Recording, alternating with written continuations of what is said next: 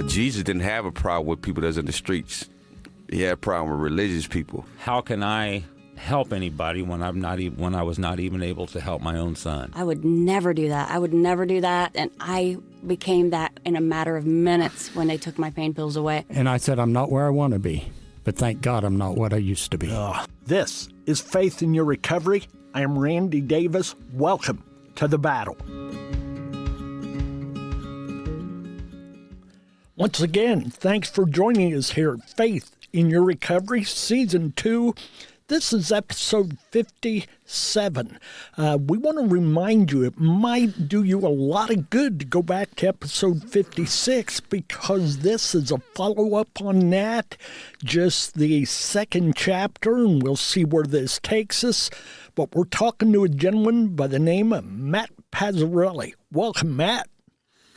It's good to be here, Randy, again. Love you guys. Well, thank you. We're coming to love you more and more.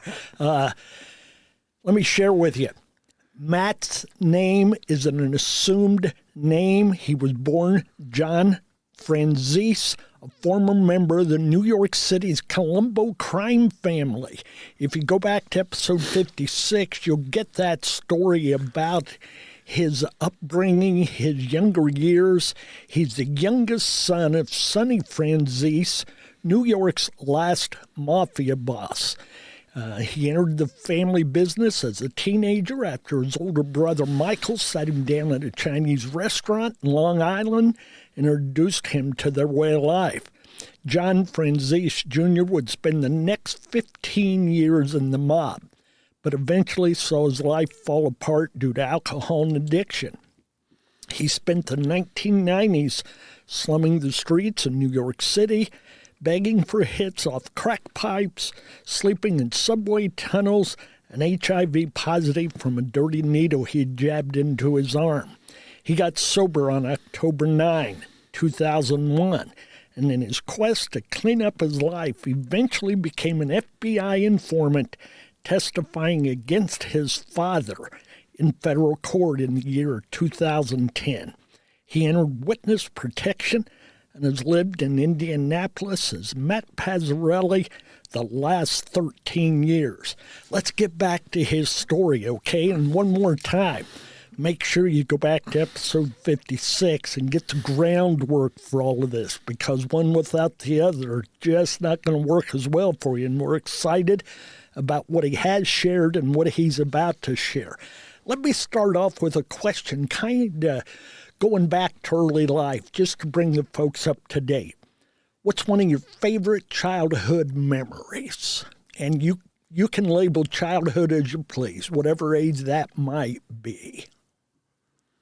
Well, I'll go with this one. I don't know if there has to be one completely favorite, but one thing I always loved was Sunday dinner over my grandmother's, when all of us were there, all my brothers and sisters and my mom and dad, and even when my dad was in jail.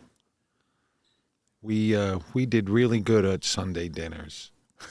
I always looked forward to it. How many people would be there, so to speak, Matt? Well, I'd say a minimum of 13 or 14 on any given Sunday.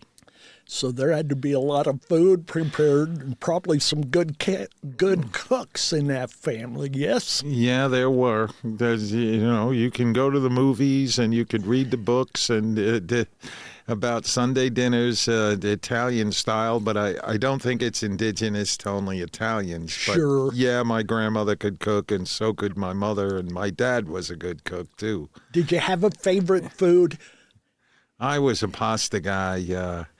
Spaghetti. My mother started making prosciutto sauce, which a lot of people don't make, and my grandmother would make me crab sauce, blue claw crabs. It's the sweetest sauce you could make. The only restaurant ever made that was a restaurant in Williamsburg that's still open 100 years later.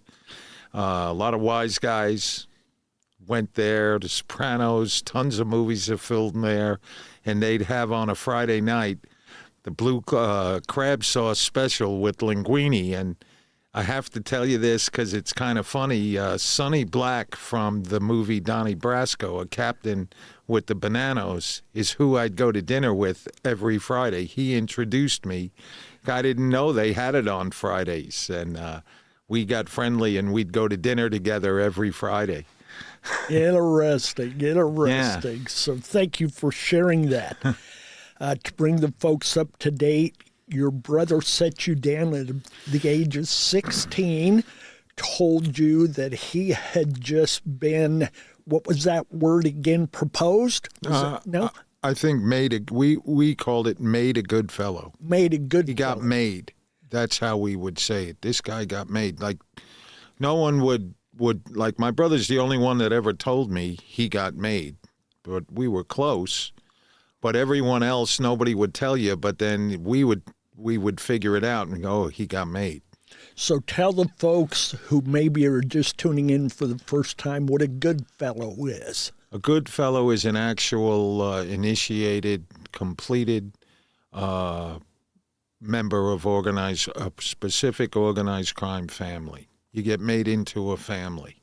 Remember that Matt's stories he shares it today is about crime, addiction, and forgiveness. So you hear that word crime come up, but that was his past. That's changed. We'll talk about that as we move forward here. You were a member of the mob for how many years? Well, it began around 16 or 17 in a small way, but it got very real immediately. I mean, Michael took me out. When Michael got made a good fellow, my father was still in jail. So when you made a good fellow, you got to be put with a captain. Michael's captain was Andrew Russo, and all of Andrew's crew. When Michael had to be with Andrew till my dad came out, because you can't be a lone made member. You have to be under somebody, and a captain's considered an official. So you have to be put there. So Michael would take me out with Andrew's crew. And, you asked me a question earlier, how did it feel? There was also a sense of having a license. Like all of a sudden the rules in school didn't quite matter. All of a sudden, making money, you could lie. I mean, there's one thing a good fellow has. We look you straight in the face. Now, we're not supposed to lie to each other. Not that I was a good fellow. I was only proposed. But you're allowed to lie. You're allowed to tell someone you're going to be their partner, and your bottom line is you're going to you want his business somewhere along the line. You're going to set him up. You're allowed to lie to make money. And, it was like blatant. That's how you do and succeed at deception. Yeah. You become skilled at it. So, Matt, by family standards, how good were you at your job? I was pretty good. It went along. I think I developed a kind of personality like my dad. He was very outgoing and easy to approach, believe it or not. I mean, he knew how to fend off where, you could be so outgoing and stuff and easy to be around, and at the same time close people, know how to close people. Like, you don't know me like that. You know how to set people before they get to that point. When people are getting next to you, I was really good at meeting a lot of people. I was really, really good. My job was to meet whoever I could, see who we were going to shake down, see how they could benefit us, and bring them into my dad and ultimately to Michael. I mean, my dad always referred me, he says, well, give this guy to Michael, which meant let Michael earn with him. He'll be the one making the money. You get your piece for bringing him in. That was kind of my function. That's what I was best at. As a matter of fact, when I'd be drinking and using on the street in the 90s, I'd have no shoes in 20-degree weather, walking around drooling, just shaking my head, and somehow I'd get arrested or get sick. I'd go to the hospital, go to jail, come out a week later, and I'd be not drinking, and 4 days later I'd be at the executive floor at Sony, Sony Music. My cousin Jerry used to say, I never seen nothing like this guy. I saw him 2 weeks ago. He was begging me for 75 cents. The other day I seen him. I was up on the executive floor at Sony Music. There's no one like him. He gets to everybody. As a matter of fact, I could be walking around begging, and people would look for me and go, listen, you think if I give you some money, will you make a few calls? I need to speak to somebody. So you did have a knack. I had a knack. A gift and a talent with people, obviously. I had a gift there, yeah. Being my father's son helped. The name, John Francis. I have to think that opened a lot of doors, and then your personality, style, and gifts kept the door open. Ridiculously, it was an asset. Remember, a lot of people knew that being around us made money for them, too. Yes. Enhanced what they were doing. And so I'm not saying it was their fault. But they never realized the extent of what they were getting into. Exactly. They thought, ooh, our business will do better. Yeah, it'll do better, but you may do 25 years in jail, and we'll see you later. Or you may get a beating, or you may end up, nobody could find you. I mean, you don't realize it. It could do better, but there was going to be a cost to doing better. There's going to be a cost to doing better. Absolutely. So, what did your family's involvement and your involvement in crime look like? Give it some labels, if you would. Well, it may sound crazy. Initially, I felt the need to prove myself. I don't think I was as tough as I thought I wanted to be. As a matter of fact, I always felt like Michael and my dad had an edge over me, and I never wanted them to know that. And I became, in a lot of ways, a bit of a bully. And bullies are generally scared. And when you're scared, you do worse things because you want to prove that you're not scared. And don't forget, I had a lot of advantage. There were guys around me that would do anything that I would do or that I asked them to do. And if it made me look tough and not bad, I would utilize that. A lot of intimidating people because of who I was would serve my purpose. I mean, looking back now, it's hard because sitting here, sometimes I get attached to the emotions of the way things were, and it seems funny and it seems fun. And like I used to drive around with people that never in the car with me yet. And they were getting close with us, and I'd go, "What do you see?" "What do you mean, what do I see?" There's a food store, there's a restaurant, there's a car lot. I said, "No. From now on, you see money. You see our money, potential money everywhere." And I used to love that feeling. So your favorite sign was the dollar sign that you saw. The dollar sign was a big deal. It was a big deal to look up to. So looking back, the way I say it is not the way I necessarily felt back then. And sometimes, like when I talk about hurting people, I remember the adrenaline and how good it felt and how right I thought it was. And, stupid words like cool or the reputation you get and the respect. And I feel that again. And it's really hard for me to process that today because it's really repulsive. I mean, I had to turn off a show I was watching last night.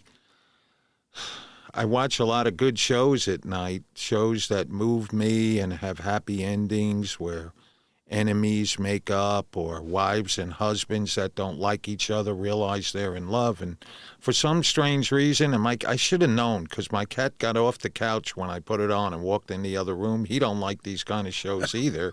And it was El Chapo. And I'm watching it, and I find myself rooting for him, shooting at the guys that he's at war with. And man, it just overwhelmed me. I got kind of I didn't feel well, and I shut it off because I remember. It was a reminder, a trigger of where you had been and what you had been about. What Yes. I had been about. And, the world today is different. It's like I respect life. It's not my life to look at that way other than other people. During that time in your life, how did you divide between good and bad, or was it just dollar signs? No, it was good and bad. There was a gangster's morals, which is kind of weird. But there was a lot of things to it that made sense. Like one of the things that are funny is, you know how you watch shows and you think that people get paid to kill people? Yes. Not true. None of it's true. I never knew one person, and I knew a lot of killers, that ever got paid for killing somebody. If you're in our crew and someone asks you to kill someone, you do it because you love the family. You love your guy. You do it because of that, because this is our life. And let's just say me and you are friends and someone pays you to kill Mr. Sam, right? Then maybe one day someone will pay you enough money to kill me. You can't trust someone who gets paid to kill somebody. Their loyalty is to the money, not to the family. Another thing, sounds crazy. That's why we were told to shake down the owners of strip clubs. But you could never take $1 from a woman. We had a word. I think the word my father used to say, don't ever become this. Don't ever let anyone tell you this, call you this. Overdend. It's like filthy, dirty. Any man that could take money from a woman is no good. You don't sit with them. You don't talk to them. That was as low as you could go. I don't know if it's an Italian thing back in Italy. I don't know. I'd never seen it with such force. But a lot of my dad's friends, that was one thing. Oh, they really didn't like that. Didn't tolerate that. Nope, they thought it was a weakness, a terrible weakness. Yeah. Well, I ended up doing that anyway, drinking and getting high, and I didn't necessarily take money from her or make her go work to sell her body, but she had a really good job, and for some strange reason, she liked me, and we smoked crack together, and for 2 years, she pretty much supported me using crack. She was half separated, just screwing up her life and letting her pay for me. Let's just stay in that direction. Let's get into that part of your life where the drugs, the alcohol, even in a greater way, the addiction stepped in and started to take things over, take charge. After that, we're going to move forward to your going state's evidence on your dad, how that played out. Then we're going to wrap it up, whether it's this episode or the next, with your faith journey and some questions. So, you're talking about her. You're talking about how you relied on her for finances to get you what you needed. Tell us that story, how you got into the depths of that depravity. I met her through a friend. We had both not been getting high. We went to a nightclub called 231. I think the guy's name was Larry. And he introduced me to her. She had been a friend of his. Turns out she used to smoke crack too. Me and Larry started drinking. She started drinking. Larry had to go somewhere. He was married. His wife would always give him a hard time, and he ended up asking if she could take me home. She lent me $20. We drove to Jamaica, Queens. I bought 4 vials of crack. I think my mother was away. I brought her into my house. I didn't want her to know I was smoking the crack. I figured we'd just fool around together. And while I'm doing that, she mentioned she wanted to get high, and we got high, and then we're looking at each other when we ran out, and she said she had to get home. They were separated, but they hadn't really settled it. I didn't care. We ended up in Brooklyn, went to a hotel 3 days later, and for like the next 2 years, I would call her. She would call me. When she was trying to get better, I would call her. I mean, this is what I became. And, I had to drink and I had to get high. And I'm sorry that you're trying to have a life, but I know that if I edge you on, you might break down and come. I mean, she made it easy. She had a lot of money. A lot of money. So what had happened to your money source? How did that dry up?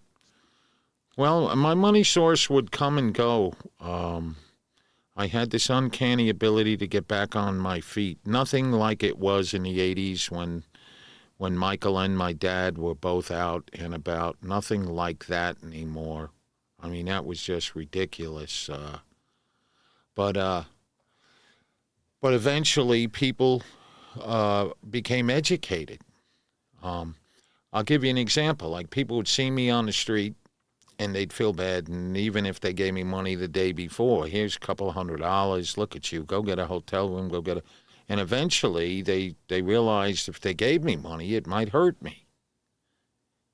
So they're like, I'm not going to give you money, but are you hungry? Can I buy you a jacket? Can I... So, yeah, buy me food, buy me a jacket. They'd see that, and then I'd sell my jacket. And they'd learn, they'd hear, and ultimately they'd bring the food, and they'd give me the food, and I'd go sell it to a dealer. They'd ask me what I want to eat. I said, well, go get me some lobsters from Bamonte's, and they'd do it, and I'd sell the food. Ultimately, they would pass by and say, do you want to eat? And I'd say yes, and they say, well, you got to eat in front of us. Now, I don't know about you, but the last thing I want to do is eat. I don't care if I'm starving. If I eat, it brings my head down. I'm out here. I ain't going home. That's the last thing I need is food, even though it's the real thing I need. And they wouldn't give me anything, but it was a progression of education. Yes, yes. I read in one of the articles online that you lost your sister, Gia. Is that the proper pronunciation? Yes. That you lost her to addiction. Tell us a little of that story and how that impacted you. Okay. Actually, at that time, right before it happened with Gia, I had stopped drinking again, which I always did in between. My life got better. I was doing better. I opened a pizzeria in Manhattan. My partner was my brother-in-law and a very big cocaine dealer. So I still didn't drink or get high. And then I started. And I rented this really nice apartment on, I think it was Sutton Avenue or First Avenue. Beautiful apartment. FBI, security building, a lot of UN people, which is kind of weird because I'm in there. And I'm getting high, and I'm drinking, and I called a girl, paid for a girl to come over, and we're smoking. And I remember I had the Motorola phone, the flip phone, the big, heavy phones. And Gia called me and said she wasn't feeling well. And her husband, Michael, was in Israel because he was Orthodox Jewish person. He was in Israel telling his family that he's marrying a goyim. I don't mean it to be funny. I mean like a non-Jew. It's just a term they use. And Gia stood there and was pregnant and having a miscarriage, and she took some pain pills.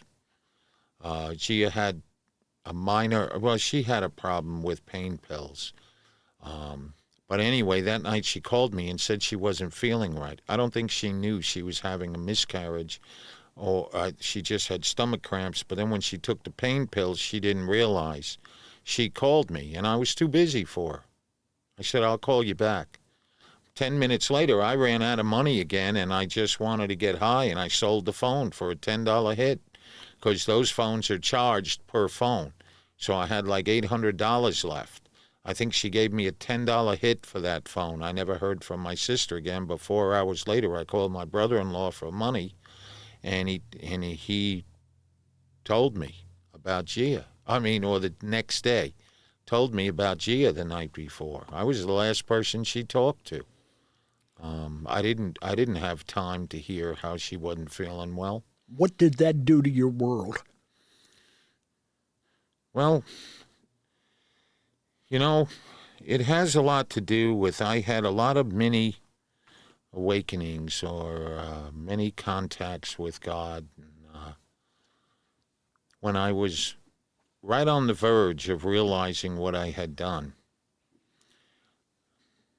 I heard the voice inside of me say, listen, if you love me,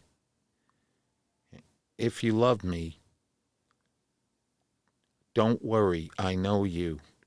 Just do what you can do to make your life better. And it was like, if you really care about me, then don't worry about what happened. Care what I care about for you. And it was like at that moment, all guilt and I don't know how to explain it, but it's like I had a choice to feel guilty or to trust that my sister loved me. I know my sister. She wouldn't want me to feel guilty. It's the craziest thing. It's like I assumed a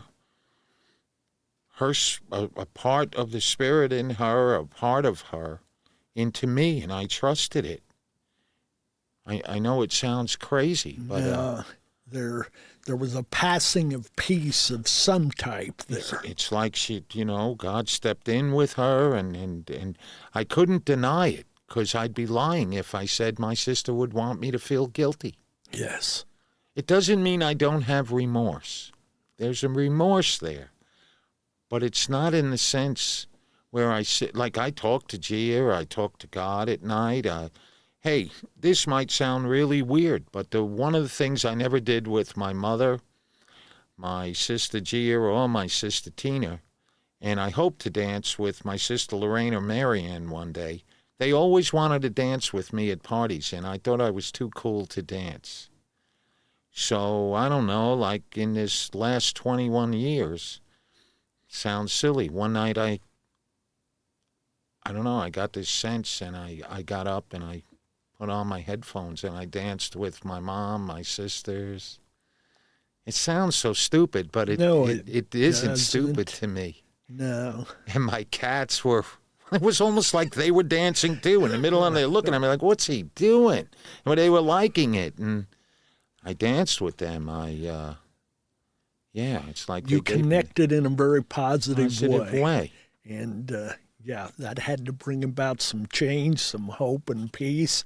The struggles you went through during the addiction, sleeping in subway tunnels. You already mentioned your feet without shoes in the New York City winters and how nasty they can be, stealing from family and everything that goes with addiction. But I did it, and I chuckle a little because this got me. I saw where Tabasco became important to you, or help me with that. Okay. It just gave the word. Tell us about Tabasco sauce, I'm assuming, yes? A cousin of mine owned a bar, and I had been doing good again for a little while, for a long enough period to be people weren't scared that I was going to the bar. And I got friendly with the bartender, and I started drinking, and I started getting high, and I'd go to the bar, borrow some money, but it wasn't like I was really bothering anyone. So I'd go to the bar, and one night I was there, had no money. I mean, it was far from my house. It was still in Long Island. Then I'd take a train in the middle of the night to Brooklyn and Manhattan. But I go to the bar, and no one's really there that I could borrow money from. But I hear these two people talking about pay you $100 to drink that Tabasco sauce. And I jump right, I'll drink it. And they said, what do you mean, you drink that? I said, yeah, but do you have $100? They said, yeah. They put the money, I drank. I would have drank the glass and all. They don't know they got away. I cheated them. I would have drank the whole bottle just to get $100. Of course, with that kind of desperation. Oh, my God. In those days, $100 like $100 million. Are you kidding? and I understand. Correct me on this. I'm not real clear. Michael had his issues with drug and addiction, but found his help and hope through No. No, he didn't. I don't. think Okay, Michael ever no. had a problem Then with I alcohol. misread, so Yeah. I'm sorry I misstated Yes. that. But he certainly had an interest in you and your struggle and tried to help out more than once, right? You know, oftentimes, we were brothers, so there's his way of looking at it, and there's mine, and he has his story, and I have mine. And I'm going to tell more of mine over in the future. But one thing I do like to say that sometimes I feel that some alcoholics don't get the benefit of seeing. No matter what issues me and Michael might have had, he still had his own life. My father held him accountable for our family. He was a good fellow. By me getting high and drinking,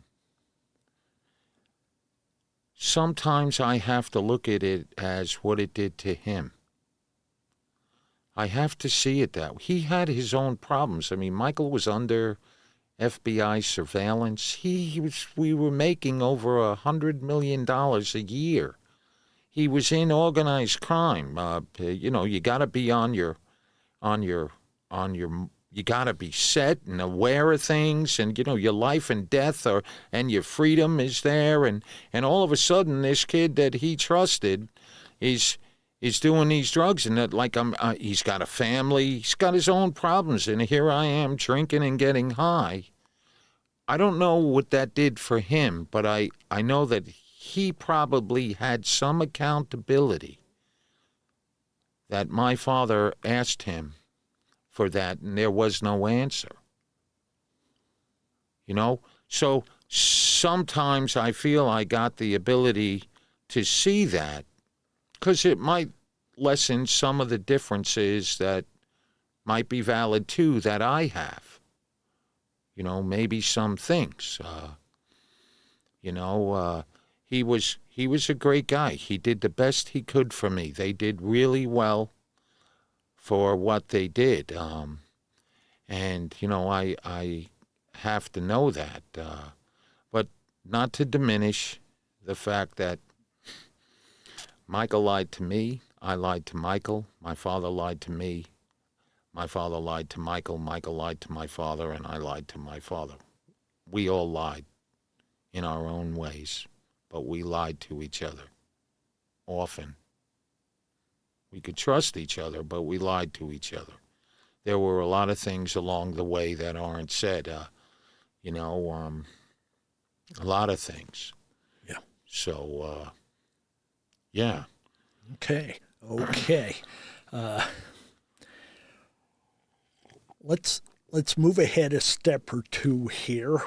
In a moment, I want to talk about that decision to turn state's evidence against your father, Sonny.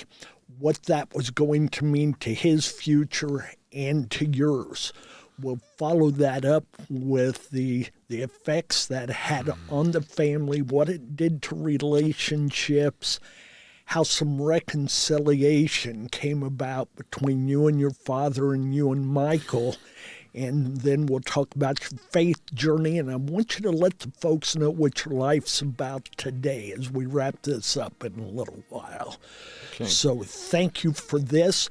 Folks, tune back in next Friday for our upcoming episode. It'll be episode number 58.